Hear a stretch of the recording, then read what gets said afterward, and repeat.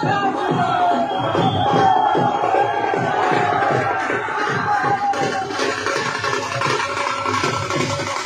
মসজিদ থাকবে না। তো হ্যালো গাইস, আমরা অশোকনগরে পাড়ায় পাড়ায় মোড়ে মোড়ে সব মন্দির করা শুরু করে দিয়েছি। তোমরা যারা বিজেপির সেনা আছো সবাই শুরু করে দাও মন্দির করা, কোনো মসজিদ থাকবে না।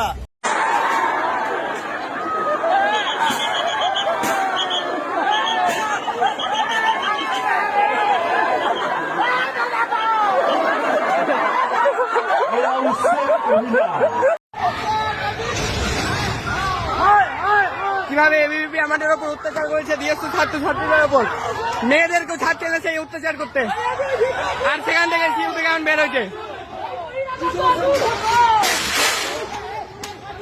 ভালো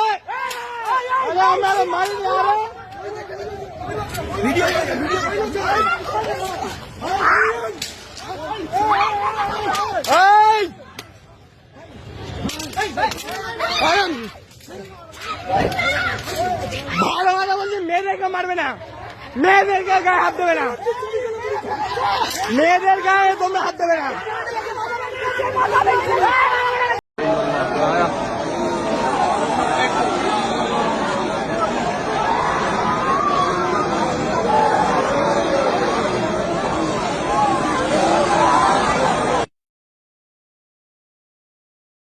बांग्लादेशी मुस्लिम घुसपैठिया को हम लोग भगा देगा। মুসলমানকে কচুর মতো কুচিয়ে দিয়ে রাতের অন্ধকারে ভাগীরথীর জলে ভাসিয়ে দিয়ে ভাঙচুর করে সমস্ত মুসলমানকে এখন বাংলাদেশের দিকে ভাগিয়ে দেওয়ার চেষ্টা চলছে। আমরা সারা পৃথিবীর সকল 200 কোটি মুসলমান, ভারতের যেই মুসলমানের উপর অত্যাচার, সেই অত্যাচার বন্ধ করতে হবে। তা না হলে সারা পৃথিবীতে যত মুসলমান আছে সমস্ত মুসলমান যদি একযোগে বলে আল্লাহু আকবরের ধ্বনি দেয়, সেই আল্লাহু আকবরের ধ্বনিতে মুসলমানের যে শক্তি, সেই শক্তির কারণে আমরা মনে করি ভারতের উগ্রবাদী হিন্দুরা অবশ্যই এখান থেকে পিছিয়ে আসবে।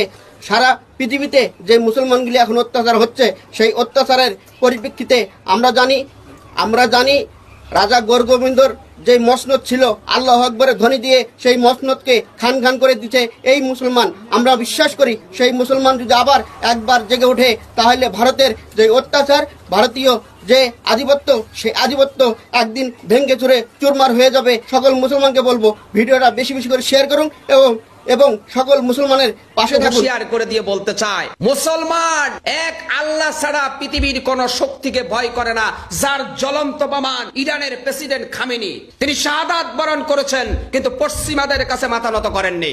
শুভেন্দু অধিকারী, আপনাকে হুঁশিয়ার করে দিয়ে বলতে চাচ্ছি, ওই দিন খুব বেশি দূরে নয় যেদিন গোটা ভারতবর্ষ থেকে দিল্লির মসজিদে কালেমার পতাকা তরতর করে উঠবে। শুভেন্দু অধিকারী, আপনার বাপ দাদা ব্রাহ্মণ পণ্ডিতদের জিজ্ঞাসা করে দেখবেন, মুসলমানেরা গোটা ভারতবর্ষ শাসন করেছিল বছরের পর বছর। যদি তারা ইচ্ছে করত আজকে ভারতের মাটিতে একটা হিন্দু জীবিত থাকতে পারত না। কিন্তু আফসোস, সারা বিশ্বে যারা মানবাধিকার নিয়ে কথা বলে, আমি তাদের বিবেকের কাছে প্রশ্ন করি, আপনারাই তো ধর্মযুদ্ধের ডাক দিয়েছেন কলকাতা থেকে। মনে রাখবেন, এই ধর্মযুদ্ধের সূচনা যদি পশ্চিমবঙ্গের কলকাতা থেকে শুরু হয়, গোটা ভারত ভেঙ্গে কাছের গ্লাসের মতো টুকরা টুকরা হবে। আমি নরেন্দ্র মোদীকে বলে দিতে চাই, শুভেন্দু অধিকারীর মতো গোমূত্র পানকারী এই খাটাসটাকে থামান। এর কারণে আপনার ক্ষমতার মসনদ ধ্বংস হবে এবং কি গোটা ভারত ভেঙ্গে টুকরা টুকরা হবে। ওই দিন খুব বেশি দূরে নয়, আমার প্রিয় নবী মুহাম্মদ সাল্লাল্লাহু আলাইহি সাল্লামের ভবিষ্যৎবাণী, গাজাতুল হিন্দ যুদ্ধ যখন শুরু হবে, মুসলমানেরাই চূড়ান্ত বিজয় অর্জন করবে। ভারতের যারা পণ্ডিত ব্রাহ্মণ আছেন, আপনারা জানেন গাজাতুল হিন্দ যুদ্ধ জিনিসটা কি। গাজাতুল হিন্দ যখন শুরু হবে, মুসলমানের ইমানি শক্তির কাছে রাম বাম সব তুলার মতো উঠবে। ওই দিন আর খুব বেশি দূরে নয়। শুভেন্দু অধিকারী, হ্যাঁ, আমি কেঁদেছি। কান্না কোনো দুর্বলতার লক্ষণ নয়। আমার শহর জ্বলছে, চারিদিকে সুস্থ সমস্ত জায়গা নষ্ট করে দেওয়া হচ্ছে। চারিদিকে লক্ষ লক্ষ লোক আগো বাবা গো মা গো করে মরে যাচ্ছে। এ চলতে পারে না। 2026-এ দাঁড়িয়ে আমরা এগুলো স্থবির হয়ে ছোট লোকের মতো দেখতে পারি না। কবে কোথায় কে কিভাবে খুন হয়েছিল, কবে কোথায় কি অন্যায় হয়েছিল, এইভাবে কোনো দিন তার বদল হবে না। এইভাবে যদি বদল হতো তাহলে শুধু যুদ্ধের পর যুদ্ধই হতো, এত বছর ধরে শান্তি আসতো না, এত বছর ধরে এই পৃথিবী যেখানে এগিয়ে গেছে তা চলতো না। ভুল হচ্ছে, ভুল। আমি শুধু ইতিহাসের পাতায় এটা রেখে যেতে চাই, এই ফেসবুক যতদিন থাকবে, যে কেউ না কেউ, একজন দুজন হলেও প্রতিবাদ করেছিল। এই চলতে পারে না। ঠিক আছে, যদি মানুষের ম্যান্ডেট নিয়ে কেউ এসে থাকে, সে কখনো এরকম করবে না। তার কোনো গোষ্ঠীদ্বন্দ্ব কোথাও দু একজনের কাছে হতে পারে, এরকম কাতারে কাতারে লোককে মেরে ফেলতে পারে না মানুষ। এটা অন্যায় হচ্ছে, এর মধ্যে কোনো কোনো কোনো ভুল নেই, এটা অন্যায় হচ্ছে। আজ যদি মারতে মারতে দেখেন পাশে আর কেউ নেই, তখন তো নিজেকে খুন করতে হবে। আপনি শুধু বিজেপিকে দেখছেন, আপনি শুধু গেরুয়া দেখছেন, আপনি মানুষ দেখছেন না, তাহলে আপনি কোথায় মানুষ? আপনার মনে হয় যে আপনি মানুষ? যে নিজেকে শুধু গেরুয়া দেখে, শুধু সবুজ দেখে, শুধু লাল দেখে, সে মানুষ? সমস্ত সমস্ত রং, সমস্ত রাজনৈতিক পরিচয়ের উপরে আমরা মানুষ। আমরা যদি কোনো একটা মানুষকে মেরে ফেলা হচ্ছে সেটা দেখে যদি আমাদের চোখে জল না আসে, আমাদের যদি এগিয়ে যাওয়ার ক্ষমতা না হয়, তাহলে আমরা কিসের মানুষ? কোন ভারতবর্ষে আমরা আছি, যেখানে যে ভারতবর্ষে স্বামীজি জন্মেছিলেন? ঘৃণা হচ্ছে নিজেকে মানুষ বলে মনে করতে। শুধু এডিট ক্লাস বেঁচে থাকলে জীবন চলবে? শুধু শুনে নিন, একজন আইএএস অফিসার, একজন আইপিএস অফিসার না থাকলেও জীবন চলবে, কিন্তু যে কর্মীরা আমাদের এখানে কাজ করে, যে কর্মীরা দীর্ঘদিন ধরে আমাদের বাড়ির ময়লা তোলে, যে কর্মীরা রোজ আমাদের সমস্ত খেটে খায়, তারা না থাকলে আপনার জীবন স্থবির হয়ে যাবে। কোনো এলিট ক্লাস আসবে না আপনাকে এগিয়ে নিয়ে যেতে। একটু ভাবুন, একটু ভাবুন। শুধু খুনের পর খুন আর আগুনের পর আগুন জ্বালাবেন না। এই আগুন আপনি নিজেও আর কন্ট্রোল করতে পারবেন না। আমরা ভোট দেখিনি এত এত বছর, আমাদের আজকে 50 বছর বয়স হতে চললে আমরা ভোট দেখিনি, এই প্রথম ভোট হচ্ছে। এটা ভোট না দখল। বাংলাদেশকে বেষ্টন করে থাকা দুটো অঙ্গরাজ্যে যেহেতু একটা উগ্র সাম্প্রদায়িক শক্তি ক্ষমতায় এসছে, এবং তারা ক্ষমতায় নির্বাচিত হবার পরপরই তারা যেভাবে সংখ্যালঘু সম্প্রদায়ের উপরে, প্রতিপক্ষের উপরে, রাজনৈতিক প্রতিপক্ষের উপরে হামলা, বাড়িঘর জ্বালিয়ে দেওয়া সহ যে সমস্ত মানবতা বিরোধী অপরাধ করছে, ভবিষ্যতে তারা বাংলাদেশের উপরে চাপ তৈরি করার জন্য, যদিও একটা প্রাদেশিক সরকারের চাপ বাংলাদেশের কিছু যায় আসে না, কিন্তু সীমান্তবর্তী হওয়ার কারণে তারা যে ধরনের উগ্রবাদিতার আশ্রয় নিচ্ছেন, তারা বাংলাদেশে মানুষকে পুশব্যাক করা, ঠেলে দেয়া, শরণার্থী সমস্যা, এই জাতীয় সমস্যা তৈরি করতে পারে। এই ব্যাপারে বাংলাদেশ সরকারের পক্ষ থেকে অলরেডি কথা বলা হয়েছে, কিন্তু আমরা মনে করি সরকারকে অবশ্যই সচেতন থাকা উচিত, আমাদের সীমান্ত সুরক্ষিত রাখা উচিত, এবং এই যে ভারতের রাজনীতির যে সাম্প্রদায়িকতার উত্থান, সেইটার উত্তাপে বাংলাদেশে যাতে কোনো অস্থিতিশীলতা তৈরি করার কোনো প্রচেষ্টা সফল না হয়, সেই ব্যাপারে সরকারকে সতর্ক থাকা প্রয়োজন হবে। বাংলাদেশের জনগণের সচেতন থাকার প্রয়োজন আছে। সেই ব্যাপারে আমি সবাইকে সতর্ক থাকার জন্য আমি আহ্বান জানাই। বাংলাদেশের মতন দেশে সৎ থাকাটা একটা বিরাট বড় পাপ। সেটা চাকরি হোক, অন্য কোনো পেশা হোক, ইভেন ব্যবসা কিংবা রাজনীতি, যেটাই হোক না কেন, এই দেশে সৎ থাকবার যে মূল্য, সেটা অনেক চড়া। এই মূল্য চোকাতে হয়, আমি জানি না, মানে সংসার নিয়ে পথে বসে না খেয়ে অনেকভাবে। আজকে একটা খবরে আমার চোখ আটকে গেল, আপনাদের নিশ্চয়ই মনে আছে। BNP is hijacked. রাষ্ট্রীয়ভাবে কালবৈশাখী ঝড় চলছে, প্রত্যেকেই এনসিপিতে আসতে যাচ্ছে। আপনারা এমন একটা পরিস্থিতিতে এনসিপিতে বসন্ত নামিয়ে এনেছেন যখন সারা দেশে কালবৈশাখী ঝড় চলছে। রাষ্ট্রীয়ভাবে কালবৈশাখী ঝড় চলছে। বিএনপি সরকারে এসে তারা সংস্কার বিরোধী একটা অবস্থান নিয়েছে। আমরা ওয়াসিম যেই জায়গায় রক্ত দিয়েছে, আমরা ওয়াসিমের রক্তের যেই শহর, এই শহরে আমরা দাঁড়িয়ে আছি। অত্যন্ত দুঃখজনক বিষয়, ওয়াসিম, আবু সাইদ, মীর মুগ্ধরা যে কারণে রক্ত দিয়েছিল, বিএনপি ক্ষমতায় এসে সেই জায়গা থেকে তারা পিছিয়ে আসছে। প্রিয় চট্টগ্রামবাসী, বিএনপির অসংখ্য নেতাকর্মী আমাদের কাছে এসে দুঃখ প্রকাশ করে, ভাই এই দলটার জন্য 17 বছর নিজের অর্থ দিয়ে, শ্রম দিয়ে, পরিশ্রম দিয়ে জেল খেটেছে এই দলটার জন্য, কিন্তু আজকে দুঃখ হয় এই বিএনপি হচ্ছে হাইজ্যাক হয়ে গিয়েছে আওয়ামী লীগের দ্বারা। BNP is hijacked. BNP hijack হয়ে গেছে, যার কারণে আজকে ইসাক ভাই আমাদের সামনে। বিএনপির নেতা কর্মীরা এসে দুঃখ প্রকাশ করে, আমরা কাদের জন্য শ্রম দিলাম, আমরা কাদের জন্য এই রক্ত, শ্রম, ঘাম আমরা কোথায় দিলাম? তাদের লক্ষ লক্ষ নেতা কর্মী জেল জুলুম খেটেছে, তারা মামলায় জর্জরিত ছিল। বিএনপির নেতা কর্মীরা অবর্ণনীয় নির্যাতনের মধ্য দিয়ে গিয়েছে। অত্যন্ত পরিতাপের বিষয়, বিএনপি তাদের নেতা কর্মীরা যেই বাংলাদেশের স্বপ্নে তারা এই জেল জুলুম খেটেছে, বিএনপি এই স্বপ্ন থেকে অনেক দূরে চলে গিয়েছে। প্রিয় চট্টলাবাসী, আপনাদেরকে এই বিএনপির এই নেতাকর্মীরা, মজলুম নেতাকর্মীদের তাদের দুঃখের গল্প কথা আপনাদেরকে শুনতে হবে। প্রত্যেকটা ঘরে ঘরে যেতে হবে। আপনাদেরকে মাথায় রাখতে হবে, নীরবে একটি বিপ্লব ঘটে যাচ্ছে। প্রত্যেকেই এনসিপিতে আসতে যাচ্ছে। বিএনপির অসংখ্য নেতা কর্মী তারা বিএনপিতে যোগ দিতে, আমাদের এনসিপিতে যোগ দিতে যাচ্ছে। তারা হয়তো অনেকেই লজ্জায় এখন বলতে পারে না। আপনারা তাদের কাছে যাবেন, প্রত্যেকটা কমিটির যারা নেতা কর্মী আছে তাদের কাছে আমাদের এনসিপির দাওয়াত পৌঁছে দিবেন। আমরা বিশ্বাস রাখতে চাই, যারা ক্ষমতাকে কক্ষিগত করেছে তারা বাংলাদেশ পন্থার বিরুদ্ধে চলে গিয়েছে, সংস্কারের বিরুদ্ধে চলে গিয়েছে, আমাদের শহীদদের আকাঙ্ক্ষার বিরুদ্ধে চলে গিয়েছে। কিন্তু বিএনপির লক্ষ লক্ষ নেতা কর্মী এখনো পর্যন্ত আমাদের স্পিরিটের সাথে আছে। প্রিয় চট্টগ্রামবাসী, আপনারা প্রত্যেকেই, প্রত্যেকটা রাজনৈতিক নেতা কর্মী প্রত্যেকটা মানুষের কাছে যাবেন, তাদেরকে সংগঠিত করবেন, তাদেরকে আমার পুনর্গঠন করতে হবে। এই পুনর্গঠনের মধ্য দিয়ে আমাদের যে অনাকাঙ্ক্ষিত বাংলাদেশ কাছ থেকে যে স্বপ্ন থেকে আমাদেরকে পিছিয়ে নেওয়া হচ্ছে, সেই বাংলাদেশ অবশ্যই আমরা অর্জন করবো ইনশাআল্লাহ। এই প্রিয় চট্টগ্রামে অসংখ্য নারী নেত্রী জুলাইয়ের রাস্তায় নেমে এসেছিল, কিন্তু এটা আমাদের ফেইলিওর। আমরা তাদেরকে পুনর্গঠন করতে পারি নাই, তাদেরকে আমরা রিঅর্গানাইজ করতে পারি নাই। সেজন্য অনেক নারী নেতৃত্ব তারা রাজনীতি থেকে পিছিয়ে আসতে বাধ্য হয়েছে।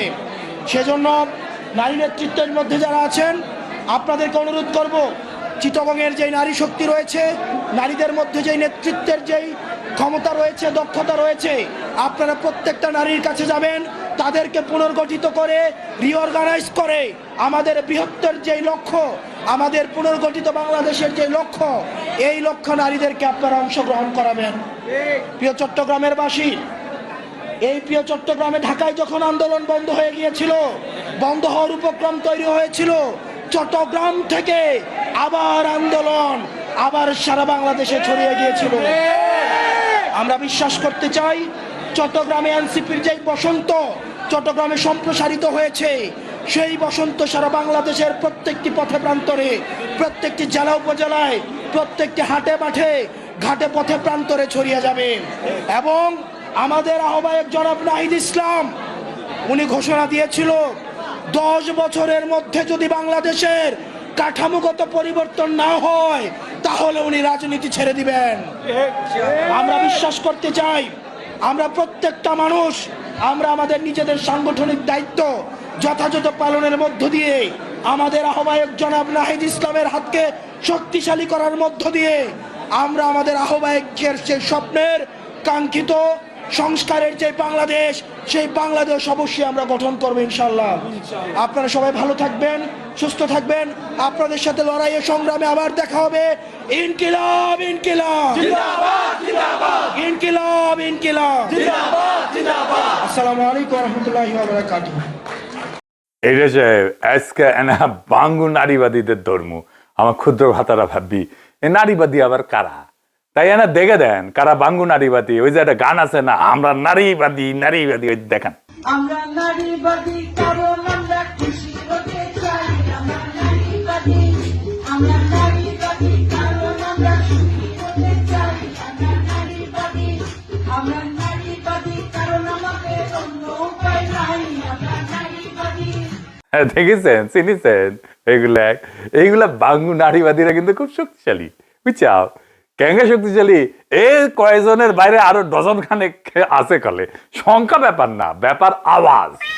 আওয়াজে এরা চ্যাম্পিয়ন, সিক্কুরে এরা চ্যাম্পিয়ন। বাংলাদেশে সবকিছু তো উল্টা। যারা বড় লোক, আমরা যাদেরকে বড় লোক বলি, তারা আসলে ছোট লোক, চোর বাটপার, গরিবের হক মারা, অশিক্ষিত। বামেরা সারা দুনিয়ায় ন্যায় ইনসাফের পক্ষে, কিন্তু বাঙ্গুল্যান্ডে মুদির ফুয়া এগুলা। তেমনি নারীবাদ সারা দুনিয়ায় নারীর মুক্তির জন্য কাজ করলেও বাঙ্গুল্যান্ডের কাজ হইতেছে জাউরামো, একদম টেক্সট বুক জাউরামো করা। এদের কাজ মূলত দুইটা। কি কি জানেন? এক নাম্বার হইতেছে ইসলাম কুপানো। দেখেন বিএনপি জিতলো ইঞ্জিনিয়ারিং করে ইলেকশনে, আর আড়াই খান বাম্মাইয়া নাচ দেয় টিএসসিতে, সব রাজাকার ভাইসা যাবে বঙ্গোপসাগরে। সময় নাই রে বাংলার মানুষ সব এক ঘরে কুটি চাইবা মারো একটা তোরে সব দালালে সব দালালরা ভাইসা যাইব বঙ্গোপসাগরে। দেখেছেন তুই জিতিস, বিএনপি জেতে তুই নাচিস কে? যেন বামেরাই জিতিছে ইলেকশনে। দুই নাম্বার ভারতের স্বার্থ রক্ষা। যখন আওয়ামী লীগ ছিল আওয়ামী লীগকে সার্ভিস দিত, এখন ভারপ্রাপ্ত আওয়ামী লীগ হিসেবে বিএনপি আসিছে, বিএনপির সার্ভিস দিতেছে। বাংলাদেশের জনগণ যখনই তার সার্বভৌম ইচ্ছা নিয়ে ভারতের কর্তৃত্বের বিরুদ্ধে দাঁড়াইতে যায়, শাসক শ্রেণীর বিরুদ্ধে দাঁড়াইতে যায়, তখনই আওয়ামী বাকশালী আর ভারত এই নারীবাদী ইস্যু দিয়া সেই ইচ্ছারে মাটি চাপা দিয়ে দেয়। 2018 সালে আপনাদের মনে আছে না, জাতীয় ঐক্যফ্রন্টের নির্বাচন, মাসুদা বাট্টি ব্যারিস্টার মইনুলকে রাগাই দিল একটা TV talk show. Barrister Moinul Masuda বাট্টিরে কইল চরিত্রহীন, এই শব্দটা বাইর হইল, তারপরে পুরা মাঠ গরম, ব্যারিস্টার মইনুলকে জেলে নিয়ে গেল। আর সেই আওয়ামী লীগ যখন ছাত্রীদের লাঠিপেটা করলো, এ নারীবাদীরা নিশ্চুপ। নোয়াখালীর সুবর্ণচর 30শে ডিসেম্বর 2018 নির্বাচনের রাত 4 সন্তানের মা পারুল আক্তার ধানের শীষে ভোট দিছিল। সাবেক ইউপি মেম্বার এবং আওয়ামী লীগের প্রচার সম্পাদক রুহুল আমিনের নেতৃত্বে 8-10 জন সন্ত্রাসী দরজা ভেঙে ঘরে ঢুকলো। স্বামীরা অস্ত্রের মুখে বাইন্দা স্ত্রীকে পালাক্রমে ধর্ষণ করে গলা কাটার পরিকল্পনা পর্যন্ত করছিল। তারপরে হাত পা ধরে ওই নারী রক্ষা পেয়েছে জীবনটা। কোন নারীবাদীকে কিছু বলতে দেখছেন? দেখেন নাই। কারণ তখন বিএনপি জামাত একাকার, আওয়ামী লীগকে রক্ষা করতে হবে নারীবাদীদের। আবার এইবার 2026-এ সেই মজলুম বিএনপি এখন জালিম হয়েছে। হাতিয়ায় আরেক নারীকে শাপলা গলিতে ভোট দেওয়ার অপরাধে ধর্ষণ করলো। কোন নারীকে মুখে কিছু করতে শুনছেন? না, শোনেন নাই। কারণ এটা তো জামাত, এটা তো কোনো অসুবিধা নাই। নির্বাচনের আগে জামাতের নারী কর্মীদের মারধর করলো বিএনপি কর্মীরা, কিছু বলছে নারীবাদীরা? বলে নাই। কি করলো নারীবাদীরা? নির্বাচনের আগে বিএনপি খেললো নারী কার্ড, জামাতকে নাস্তানাবুদ করলো জামাতের আমিরের একটা টুইট নিয়ে।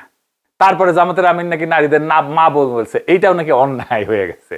সবচেয়ে বেশি লাগিয়েছিল এই জাহাঙ্গীরনগর ইউনিভার্সিটির শিক্ষিকার গায়ে একেবারে লাগা, মানে কি ফসকা উঠেছিল। শুনেন। এবং সারাদিন শুনবেন কি আজকে বলেছেন নারীদেরকে উনি মাথায় করে রাখবেন। কেন ওনার মাথায় আমাকে চড়তে হবে বলেন তো? নারী কি কোনো আলাদা স্পিসিস যে তাকে মাথায় চড়তে হবে? কেন আপনি নারীকে সারাদিন মা এবং বোন বলবেন? মানে আপনি যদি অ্যানথ্রোপোলজিক্যাল অ্যাসপেক্টে দেখেন, মা এবং বোন বলাটা এমন একটা জায়গা যে নারীকে ঘরের ভেতর রেখে ঘরের আঙ্গিকে সেই জায়গায় দেখা। আমি নারী তো চাই না উনি আমাকে মা এবং বোন হিসেবে দেখুক, উনি আমাকে একটা মানুষ হিসেবে দেখবেন। এবং আমরা কি উনাকে আব্বু এবং ভাইয়া বলি? আমরা তো আব্বু এবং ভাইয়া বলি না। সারা দিন রাত একটি রাজনৈতিক দল নারীকে মা এবং বোন বলে তাকে একটা গ্রিপের মধ্যে আনার চেষ্টা করে। এটি একটি রাজনৈতিক পরিভাষা হতে পারে না। শুনেছেন? কাউ কাউ কইরা উঠিছে একেবারে। এবার শোনেন বাংলার লুথার কিং এলপিজি কার্ডের কথা কইতে গিয়ে কি কইতেছে। আরেকটি কার্ড দিতে চাই, সেটি হবে এলপিজি কার্ড, এলপিজি গ্যাস। এটি আমরা মা বোনদেরকে পৌঁছে দিব, যাতে করে মা বোনদেরকে রান্না বান্নার জন্য কষ্ট করতে না হয়। শুনেছেন? এখন এই নারীবাদীর গায়ে ফসকা পড়ে না। তারেক রহমান কেন নারীবাদীদের মা বোন কইল, এটা নিয়ে ওই জিন্দেগিতে হাউকাউ করবি না। কি এখন মুখটা বন্ধ কেন? এই যে মহিলা কি বলছিলেন বলেন তো মা বোন নিয়ে, এখন মুখ বন্ধ কেন? বাড়ি কোথায় গোপালী? আপনার মুখটা এখন বন্ধ কেন বলেন তো? কি বলছিলেন এতক্ষণ ধরে? মুখটা বন্ধ কেন এখন? দেশ কোথায় গোপালী? দেখেছেন খালেদা জিয়া কি কথা কয়? তো মা বোন বললে তোমার কোন কোন জায়গায় ব্যথা হয় গো বান্ধবী ললিতা? হ্যাঁ, বান্ধবী ললিতা, ব্যথাটা বুঝি তো আমরা। বুঝছেন তো? বাঙ্গুল্যান্ডের নারীবাদ মানে ইসলাম কোপানো, ইন্ডিয়ান লেসপেন্সার। বাঙ্গু নারীবাদ মানে ইন্ডিয়ান স্ট্যাবলিশমেন্টের ফুট সোলজার। আপনাদের একটা সহজ হিসাব আজকে শিখাই দিই। বাঙ্গু বাম, বাঙ্গু নারীবাদীরা যাদের বিরুদ্ধে কথা বলতেছে, চোখ বন্ধ করে ধরে নেবেন সেই লোকটা বাংলাদেশে ইন্ডিয়ান আওয়ামী স্বার্থের বিরুদ্ধে প্রতিরোধ গড়ে তুলতেছে, তার বিরুদ্ধেই বলতেছে তারা। এদের আক্রমণ কই পর্যন্ত গেছে দেখেন। এখন আপনি নারীদের মা বোন পর্যন্ত বলতে পারবেন না। আবার জোর করে বলে। মেজাজ এমন খারাপ হয়েছিল যে ভাবতেছিলাম যে দিমু বাম্বু ওই ইলেকশনের আগেই, পরে টাইম পাই নাই। কয়দিন আগে আবার দেখি কইতেছে মুরগি দিয়া রান্না করে তারে মরক পোলাও কয় খেন। শুনেন, খাওয়ার নামটা যখন পুরুষের নামের সাথে যাবে সেটার একটা স্ট্যান্ডার্ড পেয়েছে, যেমন মোরগ পোলাও। আপনি দেখেন মোরগ পোলাও কি সবসময় মোরগ দিয়ে বানানো হয়? মুরগি দিয়ে হয় কিন্তু কিন্তু যখন মোরগ পোলাওর কিন্তু আলাদা একটা স্টেটাস আছে, এই জন্য কিন্তু আপনি নামটা দিয়েছেন মোরগ পোলাও। কিন্তু বাসায় যেদিন প্রতিদিন আপনি মুরগির মাংসের ঝোল দিয়ে ভাত খাচ্ছেন, ওটা কিন্তু মুরগির মাংস। তার মানে হচ্ছে কি দেখেন, মানে খাওয়ার নামের মধ্যে বা একটা প্রাণীকে, মানে সেই জায়গাতেও কিন্তু আপনি জেন্ডারকে কিভাবে ইউজ করেন। মানে যখন আপনার ওই খাওয়াটাকে খুব উচ্চ মার্গীয় খাওয়া, খুব এক্সপেন্সিভ খাওয়া, খুব ভালো খাওয়া বলতে হবে, তখন আপনি তাকে বলছেন মোরগ পোলাও। মুরগি পোলাও কিন্তু আপনি বলছেন না। বেকুব, মুরগ করে কে বুঝাইবে? এইটা মোরগ পোলাও নামটা আসছে ফার্সি মুরগ পোলাও থেকে। ফার্সি মুরগ জেন্ডার নিউট্রাল, মানে মোরগ মুরগি দুইটারই বোঝায়। আদি ফার্সিতে এর অর্থ ছিল পাখি। আত্মারের একটা বিখ্যাত সুফি কাব্য আছে মান্তিক তাইর, এটা ফার্সি নাম হইতেছে মুরগ ইসামন। ফার্সিতে ত্রিলিঙ্গ বুঝাইতে আলাদা করে মুরগের সাথে কইতে হয় মুরগে মাদা, আর পুরুষ বুঝাইতে করতে হয় মুরগে নর। মূল ফার্সিতে মোরগ পোলাও মানে পাখির পোলাও। বাংলা উচ্চারণে আমাদের জিব্বায় এসে মুরগ হয়েছে মোরগ। এটা জেন্ডার ইস্যু না রে বেকুব, এটা জিব্বার ইস্যু। এটা নিয়েও যদি কুরকুরে ওঠে, বুঝতে হবে এই টক্সিক নারীবাদকে সকাল সন্ধ্যা উষ্টার উপরে না রাখলে আপনি বাংলাদেশকে মুক্ত করতে পারবেন না। এবার আসেন একটু থাইমা চিন্তা করি, এই মা বোন ডাকা নিয়ে যারা ফসকা ফেলায় তাদের যুক্তি কোথায় থেকে আসিছে? আকাশ থেকে তো পড়ে নাই। বিদেশি যে বই পড়ছে সেটা চাবাইতেছে, চাবাই সেটা ছেড়ে দিছে। আসেন আমরা সেই বইগুলো দেখি। তো এই বইগুলা বের হওয়ার পরে গত 30 বছরে একাডেমিক জগতে যে সমস্ত আলাপ আলোচনা হয়েছে এটা নিয়ে, সেটাও দেখবো আর কি। তখন বাঙ্গু নারীবাদীদের আসল চেহারা, আসল জ্ঞান, এটা যে মূর্খসদা, এটাও বের হবে। প্রথমে দেখি ডাক কই কই আছে, মা বোন ডাক। আপা, বোন, খালা, মা, এটা শুধু বাংলাদেশের সম্বোধন তো না, দক্ষিণ এশিয়ায় হিন্দি, উর্দু, তামিল সবখানে আছে। আরব দুনিয়া আছে ইয়া উক্তি মানে বোন, ইয়া উম্মি মানে মা, তুরস্কে আবলা মানে বড় বোন, ইরানে খাহার মানে বোন, পূর্ব আফ্রিকায় সোয়াহিলিতে দাদা, মামা, ইন্দোনেশিয়া কাকাক, ইবু, মুসলিম দুনিয়ায় বলেন, ভূমধ্যসাগরে বলেন, দক্ষিণ এশিয়া বলেন, আফ্রিকা বলেন, সব জায়গায়। মজার ব্যাপার হইলো সুইডেন, নরওয়ে, ফ্রান্স, জার্মানিতে বা ইউরোপে ডাক নাই, সেখানে অপরিচিতকে অপরিচিতই বলে। বাঙ্গু নারীবাদীরা ওইসব দেশের চশমা ধাস করেছে ইউরোপের, ওই চশমা দিয়া বাংলাদেশের গ্রামের চাষটলকে মাপতে যাইতেছে। মাপ মিলবে? তাইলে মিলবে না তো। এই পশ্চিমা চশমার একাডেমিক নাম হইতেছে মেরনিসি আর আবু লুগদ। বাঙ্গু নারীবাদীর এই যুক্তির পিছনে, মা বোনের যুক্তির পিছনে এই দুইজন চিন্তাবিদ আছে। প্রথম জন ফাতিমা মেরনিসি, মরক্কান সমাজবিজ্ঞানী। ও একটা বই আছে বিয়ন্ড দ্য ভেইল, 75 সালের দিকে লেখা। সে বলছে যে মুসলিম সমাজ নারীর যৌনতাকে এত ভয় পায় যে নিয়ন্ত্রণ না করলে সমাজ ভাঙবে বলে মনে করে। তাই পর্দা, লিঙ্গ বিভাজন, মা বোন সম্বোধন, এগুলো সব নিয়ন্ত্রণের অস্ত্র, এগুলো সেগুলো তার উপরে প্রয়োগ করে। দ্বিতীয় জন হইতেছে লেইলা আবু লুগদ, ফিলিস্তিনি কিন্তু আমেরিকান, এখন আমেরিকায় থাকে, একজন অ্যানথ্রোপোলজিস্ট। তার একটা বই ছিল 86 সালের দিকে বোধ হয়, 80-র দশকে বাইরে হয়েছিল, নাম হইতেছে ভেইলড সেন্টিমেন্টস, মিশরের বেদুইন সমাজ নিয়ে গবেষণা। নাম হচ্ছে লেইলা। এই লেইলার নাম শুনলে আমাদের জেনারেশনের হার্টবিট করে বন্ধ হয়ে যায়। হ্যাঁ, ওই যে কুরবানি সিনেমার একটা গান আছে না, জিনাত আমারের, ওই গানটা মনে পড়ে যায়। হ্যাঁ, মনে আছে নাকি? দেখেন নাই এইটা? লাইলা ও লাইলা লাইলা ऐसी तू लाइला हर कोई चाहे तुझसे मिलना अकेला। মানে জানেন তো, লাইলা মানে কিন্তু রাত্রি এবং কারো নাম। মানে তুমি এমনই চিজ, তোমার সাথে সবাই একা একা দেখা করতে চায়, মিলতে চায় আর কি। তো যাই হোক, গান না আর কি, সিরিয়াস আলাপ। আবু ওই লাইলার কথা আর কি, আবু লুগদের কথা। তো ও কইতেছে যে মা বোন ডাকা মানে হইতেছে নারীকে সম্পর্কের জারে এমনভাবে বাইধায় ফেলা যে সে আর স্বতন্ত্র মানুষ হিসেবে দাঁড়াইতে পারে না। সবসময় কারো না কারো মা, বোন, মেয়ে, নিজে কেউ না, স্বতন্ত্র মানুষ না। বাঙ্গু নারীবাদীরা এটা ধার করিয়া জামাতের আমিরকে গাইলায় আর কি। আর একজন আছে, তার নাম হইতেছে জার্মেন তিলিও, ফ্রেঞ্চ, এবং ওনার সাথে আমার একটা সম্পর্ক আছে। কি সম্পর্ক? এটা আমার ঘনিষ্ঠ যারা তারা জানে আর কি। যাই হোক, আর কই না। তো ওনার একটা বই আছে, খুব বিখ্যাত বই, নাম হইতেছে রিপাবলিক অফ কাজিনস। তার কথা হইতেছে এই ভূমধ্যসাগরীয় অঞ্চল হইতেছে চাচাতো ভাই বোনদের রিপাবলিক। মানে হইতেছে যে নারী এখানে আত্মীয়তার জালে বাধা। এই তিনজনের কথাই বাঙ্গু নারীবাদীরা চাবায় আর কি। জার্মান তিলিয়ের কথা জানে কিনা জানি না, কিন্তু আর দুইজন হয়তো জানে, কিন্তু চাবাইতে পারে না ঠিক মতো, কারণ পরে নাই, সেজন্য উদ্ভট ন্যারেটিভ বের করে। এবার আসেন একাডেমিক ক্রিটিক করি, ইমোশনাল না আর কি। গত 2 দশক ধরে এই মেরনিসি আর এই লেলার এই পদ্ধতির বিরুদ্ধে খুব দুন্দুমার ক্রিটিক হয়েছে আর কি। সেই ক্রিটিক বাঙ্গু নারীবাদী আরো পড়ে নাই, আমি শিওর, কারণ ইসলাম কোপানোর কাজে তো সে বই কাজে আসবে না। প্রথম ক্রিটিক হইতেছে পুরুষের বেলায় এই কথা কই, আপনি রিক্সাওয়ালারে মামা ডাকেন না বলেন তো, দোকানদারকে ভাই ডাকেন না, বয়স্ককে চাচা ডাকেন না, এদিকে পুরুষকে শুধু পরিবারের সদস্য বানায় ফেলা হইতেছে, পুরুষের স্বতন্ত্র সত্তা নাকি নষ্ট হইতেছে। কেউ অভিযোগ করে না, আমারে তো দাদা ডাকে, তো তাই আমি কি তাহলে পরিবারের সদস্য হয়ে গেল, আমার স্বতন্ত্র সত্তা নষ্ট হয়ে গেল? আমি তো দাদা ডাক শুনলে খুশি হই। তাহলে নারীর আপা বোন ডাকাটা সমস্যা কেন? মেনেসিতে একদিকে চলবে, শুধু নারী নিয়ন্ত্রিত যখন, পুরুষের ক্ষেত্রে একই প্যাটার্ন, কিন্তু এই নারীবাদীদের চোখে এটা পড়বে না, একই জিনিস। 2 নাম্বার ক্রিটিক হইতেছে যে স্বাধীন মানুষের ধারণাটা তো আমাদের না, এটা পশ্চিমের ধারণা। আমেরিকার পণ্ডিত সাবা মাহমুদ, ওনার একটা বই আছে পলিটিক্স অফ পাইটি। উনি কায়রোর মসজিদে নারীদের ধর্মীয় আন্দোলন নিয়ে গবেষণা করছিলেন, বিখ্যাত একজন নাম, পারলে ওনার বইপত্র পড়লেন। উনি দেখাইলেন যে পশ্চিমা নারীবাদ এজেন্সি দেখে শুধু বিদ্রোহে। এজেন্সি মানে কি জানেন তো? এজেন্সি মানে নিজের সিদ্ধান্ত নিজে নেওয়ার, নিজের পথ বেছে নেওয়ার ক্ষমতা।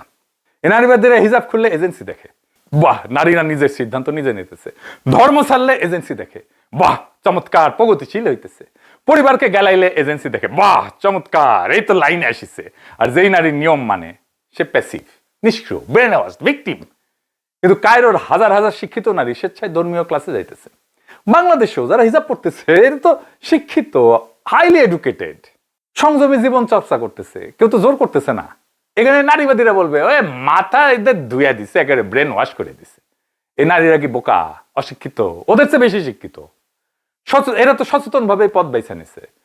নিজেকে গড়াটাই তো এজেন্সি রে বাপ, হোক সেটা নিয়ম মাইনা বা নিয়ম ভাঙ্গা। ধরেন একজন তরুণ পরিশ্রম করে ডাক্তার হইল, কেউ বলে না নিয়মের শিকার হয়েছে, বলে না। কেউ বলে যে শৃঙ্খলায় বাঁচছে, ওকে কেউ ভিকটিম করছে, বলে টিচাররাও জোর কইরা পড়াইতেছে, বলে ওর বাপ মা ওকে জোর কইরা ডাক্তার বানাইতেছে, কি কষ্ট রে বাবা। বলে শৃঙ্খলার এজেন্সি তো পরস্পর বিরোধী না। আর স্বাধীন একক ব্যক্তির ধারণা ইউরোপের একটা এনলাইটেনমেন্টের ধারণা, এটা একটা ঐতিহাসিক নির্মাণ, মানুষের সার্বজনীন সত্য না। এই এনলাইটেনমেন্ট নিয়ে তো প্রচুর ক্রিটিক আছে রে ভাই, এর মধ্যে আর গেলাম না আর কি। তৃতীয় ক্রিটিক হইতেছে নারীরা নিজেরাই এই ভাষা কৌশল ব্যবহার করে, নিজেরাই এই মা বোন হইতে চায় তারা। তুর্কি ব্রিটিশ সমাজবিজ্ঞানী দেরিস কান্দিয়েভি, উনি বার্গেনিং উইথ প্যাট্রিয়ার্কি এই বলে একটা বই লিখছেন, খুব চমৎকার উনি আর্গুমেন্ট দিচ্ছেন। তার কথা হইতেছে নারীরা নিষ্ক্রিয় বা শিকার না, ভিকটিম না, তারা পিতৃতান্ত্রিক কাঠামোর ভিতরে কৌশলে সর্বোচ্চ সুবিধা আদায় করে নেয়। এটা কিরকম দেখেন, ধরেন বাজারে যখন একজন নারী যায়, সে তো আপা হয়ে যায়, তিনি সম্মান পান, নিরাপত্তা পান, কেউ বাজে আচরণ করে না, করার আগে 2 বার ভাবে। কাউকে আপা বললে তাকে তার সাথে তো খারাপ আচরণ করা যায় না। আপা বলে তো আপনি গেলাইতে পারবেন না, আপা বলে তো তার গায়ে হাত দিতে পারবে না কেউ। গ্রামে বয়স্ক নারীকে খালা ডাকলে তো তার কথার ওজন বাড়ে, তাই না? এই সম্বোধন তো তার ঢাল। তো বাঙ্গু নারীবাদীরা বলবে এটা নিপীড়ন, আর ওই নারী নিজে বলে যে এটা আমার শক্তি। তাহলে কে কার পক্ষে কথা বলতেছে? ঢাকার এসি রুমে বসে থাকা নারী, যিনি নিজের জীবনে সবজি কিনতে যান নাই, পাবলিক বাসে চড়েন নাই, তিনি গ্রামের নারীর হইয়া কথা বলেন কেমনে? অথচ গ্রামের নারী কখনো তাকে কথা বলার দায়িত্ব দেয় নাই তো। 4 নম্বর ক্রিটিক হইতেছে এই যে নারীদের উদ্ধার করতে যাওয়ার নামে এই নারীদেরকে কণ্ঠস্বরকে চুপ করে দেওয়া। ভারতীয় আমেরিকান চিন্তাবিদ চন্দ্রা মহন্তি, উনি আন্ডার ওয়েস্টার্ন আইজ বলে একটা বই লিখছিলেন। ওনার কথা হইতেছে ফেমিনিস্টরাই, নারীবাদীরা তৃতীয় বিশ্বের নারী বলতে একটা ছাঁচে ঢালা ছবি বানায়। এশিয়া, আফ্রিকা, ল্যাটিন আমেরিকার বাদামি চামড়ার মেন মানে সে অসহায়, নির্যাতিত, কণ্ঠহীন বসে আছে সাদা চামড়ার ফেমিনিস্টরা, নারীবাদীরা এসে উদ্ধার করার অপেক্ষায়। আর গায়ত্রী স্পিভাকের তো নাম শুনছেন, আমাদের ফরদ ভাইয়ের বান্ধবী, ওনার মানে বান্ধবী মানে ওনার সাথে একাডেমিক্যালি খুবই বাংলাদেশে আসছিল। ওনার একটা বই আছে যে ক্যান সাবঅল্টার স্পিক, যে নিচু তলার মানুষই কথা বলতে পারে। তার প্রশ্ন সহজ, শহরের শিক্ষিত মেয়েরা যখন এসি রুমে বসে গ্রামের গরিব মেয়েদের নিয়ে চিন্তা করে, ওদের বাঁচাতে হবে, মুক্ত করতে হবে, তখন কি ঘটে? আসলে ঘটে গ্রামের ওই মেয়েটা নিজে কি চায় সেটা শোনা যায় না, তার মুখের কথা চাপা পড়ে যায়। শহরের শিক্ষিত মেয়েটা তার হইয়া কথা বলে, তার দুঃখ, তার চাওয়া সব শহরে মেয়ের মুখ দিয়ে বেড়ায়। এইরকম জাহাঙ্গীরনগর ইউনিভার্সিটির প্রফেসরের মুখ দিয়ে বেড়াইতেছে বাংলাদেশের আপামর নারীর কথা। তা কি নারীর কথা হইবে? হবে না তো। সাহায্য করার নামে যেটা করতেছে সেটা নতুন কর্তৃত্ব হইয়া দাঁড়ায়। শিক্ষিত মেয়ে হয় মালিক, গ্রামের মেয়ে হয় তার প্রজেক্ট, তার দাস। সে প্রভু আর সে দাস। জাহাঙ্গীরনগরের ম্যাডাম কি কখনো গ্রামের রহিমা চাচির সাথে বইছেন? জিজ্ঞেস করেছেন বোন ডাক শুনে উনি অপমানিত বোধ করেন কিনা? করেন নাই তো। মা ডাক শুনে উনি অপমানিত বোধ করেন কিনা? শুনছেন? শোনেন নাই তো। কারণ রহিমা চাচিকে নিয়ে জিজ্ঞেস করার দরকার নাই, কিন্তু রহিমা চাচির হইয়া কথা কইবেন। এই মনোভাবের নাম হইতেছে একাডেমিক কলোনিয়ালিজম। বাংলায় এটাকে কওয়া হয় পড়াশোনার জগতের নতুন উপনিবেশিকতা। ইংরেজরা একসময় বন্দুক সৈন্য নিয়ে দেশ দখল করত। এখন সেভাবে দখল করার দরকার পড়ে না, দখল হয় মাথার ভেতরে। আমাদের শিক্ষিত শ্রেণী পশ্চিমা বইপত্র পড়ে কতটুকু জানি না, পড়ার চেষ্টা করে, অন্তত বলে। সেই চশমা চোখে লাগায়, নিজের দেশটাকে দেখে, নিজের গ্রাম, নিজের মা, নিজের প্রতিবেশী সবকে বাইরের লোকের চোখ দিয়ে বিচার করে। নিজের মাকে মনে হয় নির্যাতিত নারী, নিজের গ্রামকে মনে হয় পশ্চাৎপদ। বন্দুক ছাড়া দখল মানে মাথার ভিতরে চিন্তার দখল। আর হিসাব করে দেখেন, পশ্চিমে কোনোদিন থাকেও নাই তারা, কিন্তু খুব পশ্চিমা হয়ে